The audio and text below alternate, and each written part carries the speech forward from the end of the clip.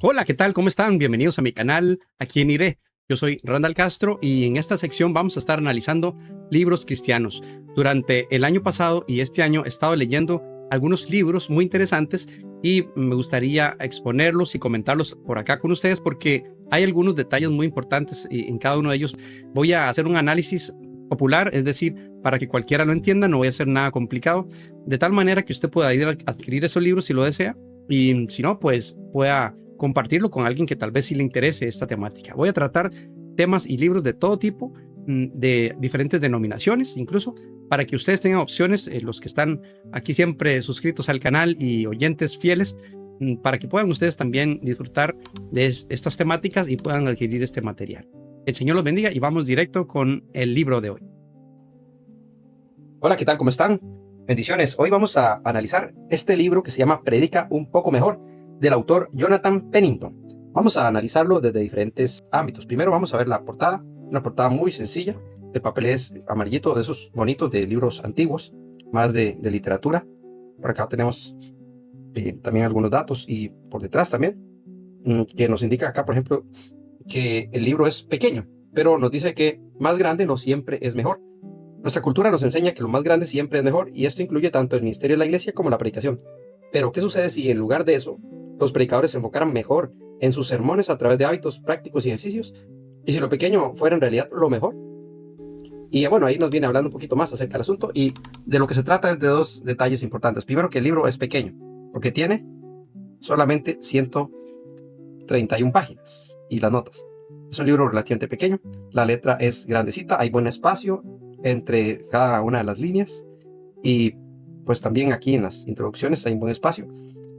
Y además, lo que dice que no solo el libro es pequeño, sino que también es mejor predicar no sermones extensos, cansados, aburridos, que la gente se duerme, y que según la neurociencia, pues ya se ha demostrado que el cerebro no retiene tanto ni durante tanto tiempo. Es mucho mejor un sermón concreto, pequeñito, pero jugoso, ¿verdad? Que tenga bastante contenido, que sea fructífero, que llene la palabra de Dios, que impacte al oyente.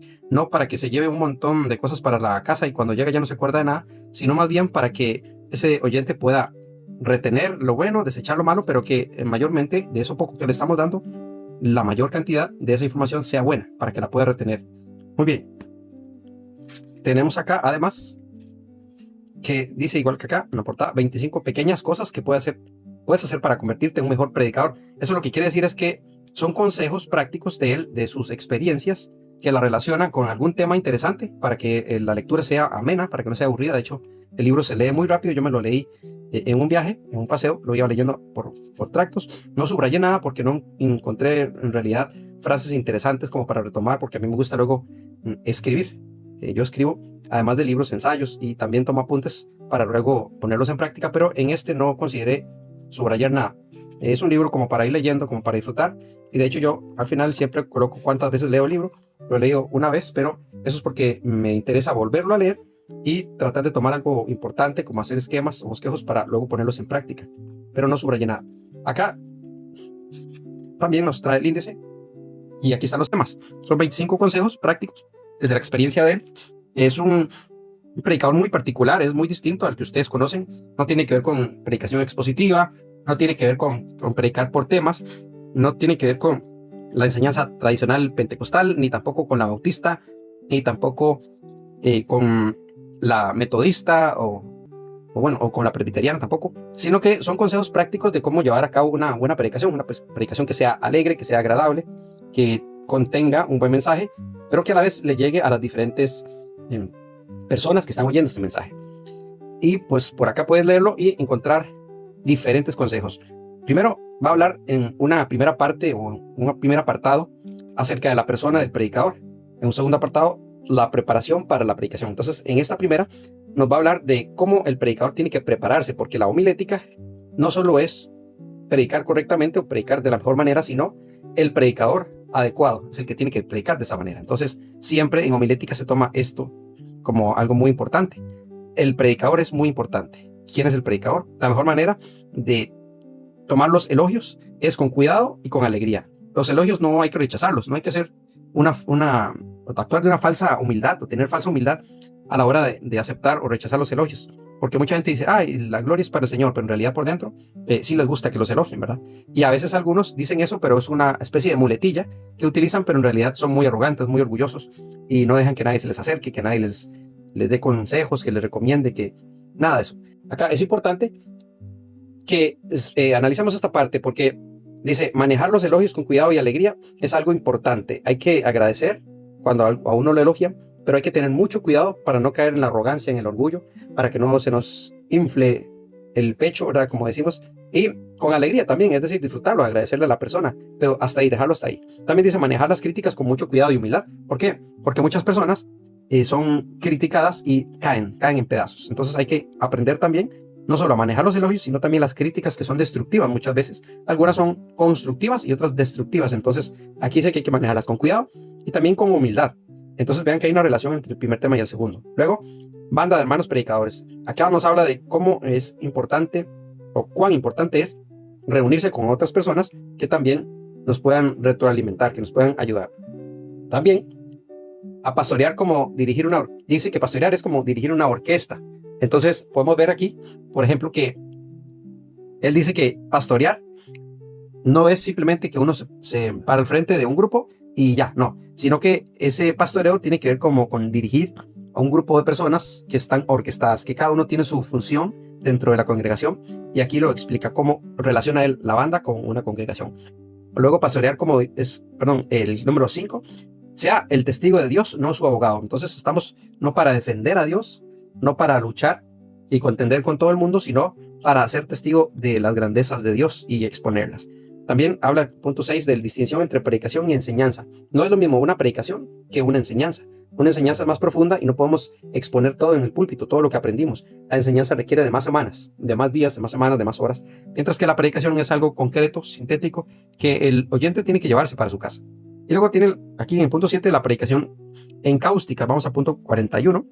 Y aquí ya se pone un poquito más técnico esto porque relaciona el arte también, porque le gusta mucho el arte, con la predicación. Entonces aquí explica qué es la pintura encáustica. Podemos ver aquí qué es la pintura encáustica y él empieza explicando el método de esta pintura y lo relaciona con la predicación. La segunda parte tiene que ver con la preparación, cómo preparamos el sermón. Entonces la escritura dice aquí de manuscritos es importante porque desarrolla el pensamiento. Ahora que está en boga la inteligencia artificial, por ejemplo, y todas estas cuestiones relacionadas con la IA, la tecnología, el logos, que hace un montón de cosas muy bonitas, y hay un montón de herramientas que automatizan, también un montón de sermones en línea. Hay que tener cuidado, no copiar, sino desarrollar nuestros manuscritos, nuestros pensamientos, porque es ahí donde aprendemos, donde ponemos en práctica todo lo que hemos aprendido y también donde desarrollamos la habilidad de la predicación.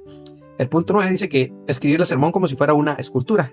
Ahí lo va relacionando primero aquí con la pintura en cáustica y luego aquí con la escultura.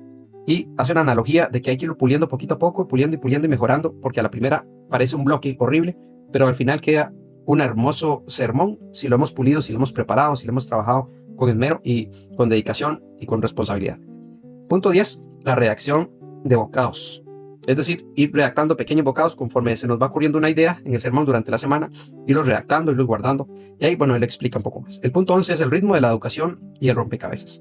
También lo relaciona con la educación, cómo enseñar, y como un rompecabezas se va armando parte por parte. Luego, en el punto 12 dice destruya sus borradores. Él dice que elaboremos un sermón, creemos el borrador y luego lo destruyamos y volvemos a hacer otro para que nos vayamos puliendo y no nos quedemos con lo malo, con los borradores, sino que perfeccionemos poco a poco el sermón.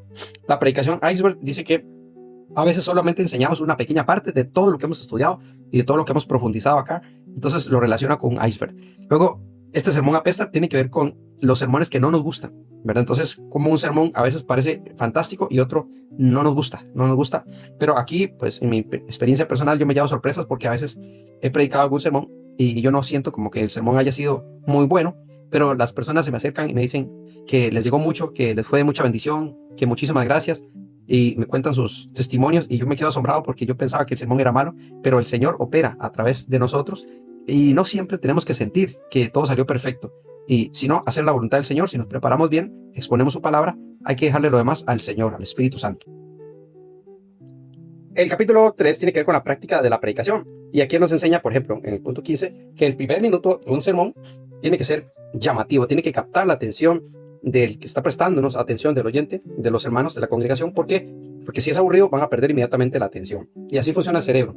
El cerebro aprende por repetición y por atención. Si a usted le gusta algo, si le interesa, presta atención. Si ya dejó de interesarle, cuesta mucho. Hay que estar forzando al cerebro a aprender y rápido se le va a olvidar porque a usted no le importa eso. Entonces eso es importante. El primer minuto del sermón, dice él. El último minuto del sermón también, porque atrapa, encierra y lleva el mensaje para que directamente el oyente se lo lleve para su casa y lo ponga en práctica. Predicar el calendario eclesiástico. También hay algunas actividades durante el año que tienen que ver con esto, precisamente con Semana Santa, con cumpleaños, o por ejemplo con la Cena del Señor, o con alguna actividad importante que se desarrolle durante el año en el calendario de la iglesia. Entonces es importante también llevar predicaciones listas para esos días. Punto 18, predicar el calendario cultural. También hay fechas que son nacionales y son culturales, que se celebran una vez cada cierto tiempo o una vez por año, y es importante tomarlas en cuenta. También el punto 19 nos dice el poder de las predicaciones. Las predicaciones son muy poderosas si las logramos llenar de la palabra de Dios, si nos disponemos para que el Señor nos utilice y si las predicamos de forma correcta. Entonces aquí él habla un poquito de eso. Cada sermón es una historia, todos los sermones son historias diferentes, son anécdotas distintas las que contamos, son experiencias diferentes las que vivimos y son enseñanzas distintas para el autor, para el predicador, tanto como para el que está oyéndonos. Haga música en su sermón. Aquí relaciona la música con el sermón para que sea una melodía a los oídos de los hermanos, para que puedan llevarse algo grato. Muchas veces solo exhortamos en las predicaciones, pero no animamos y no llenamos de amor y de gozo y de paz y de paciencia, de benignidad, de bondad, de mansedumbre. El fruto del Espíritu Santo a veces no lo llevamos a las predicaciones y es importante porque hay personas heridas, hay personas necesitadas. No todos son fuertes en la palabra de Dios, no todos tienen buenas experiencias o viven una vida muy placentera o muy bonita. Muchos han sufrido demasiado y es importante entonces que para ellos haya música. Siempre exposición. Entonces aquí dice, bueno, la predicación siempre tiene que ser expositiva y ahí explica si eso es así o no. Página 110, vamos rápidamente para que ustedes la vean. Y aquí está. Puede que tenga una reacción negativa con lo que diré, así que trataré de entenderlo antes. Así que trate de entenderlo antes de estar en desacuerdo, dice acá. Aquí, vamos, no estoy seguro de que debamos predicar expositivamente cada parte de la Biblia. Entonces ahí empieza a explicar por qué él considera esto. No siempre una predicación expositiva es lo mejor, y ahí explica por qué. El punto 23 tiene que ver con un sermón no examinado. No merece ser predicado. Es decir, un sermón que no esté bien revisado es peligroso, porque vamos a divagar, vamos a improvisar y podríamos estar incluso hablando herejías ahí y diciendo disparates porque no estamos preparados. Es importante entonces que un sermón esté examinado, esté revisado con cuidado. Punto 24, sea un guía en bodas y funerales. Entonces también hay fechas especiales en donde tenemos que preparar sermones para esas fechas importantes. Y por último, robar como un artista. Entonces aquí dice que el artista en realidad no crea de la nada, sino que él roba ideas. Él roba ideas de otros artistas, de alguien que ya existió antes de él, y a partir de esas ideas crea una nueva idea. Entonces él relaciona al artista con un ladrón y está muy, muy divertida esta parte, muy interesante. Y luego viene la conclusión y las notas. Inicia con un agradecimiento y pues la introducción, que está muy interesante también, y luego empieza con el capítulo 1. Este es el libro, está muy interesante, es como para complementar para los pastores, para la gente que ya está predicando, o para los que quieren aprender a predicar, o también para los que están preparando cursos de homilética en las congregaciones. ¿Por qué? Porque eso les va a ayudar a tener ideas mejores para que puedan desarrollar mejor sus sermones, para que sean más creativos, para que no sean monótonos. Y muchas veces un libro de esto le puede servir a un predicador que ya tiene muchísimos años de experiencia porque se ha vuelto casi automático, hasta los chistes que cuenta, las anécdotas, las historias, la congregación se las sabe de memoria. Entonces le da ideas para que pueda refrescar sus predicaciones y sean más frescas, más distintas, más novedosas, sin perder en sí el mensaje, ¿verdad? Sin dejar de lado que lo más importante es el mensaje de la palabra de Dios. Y aquí les dejo, por si a alguno le interesa, este es un pequeño análisis de este libro y vamos a seguir analizando en esta sección algunos otros libros que he leído o que voy a estar leyendo durante el año y les voy a estar comentando para que ustedes puedan tomar la decisión si lo compran o no, si lo adquieren o no. Ahí les dejo y muchas bendiciones y hasta el siguiente video.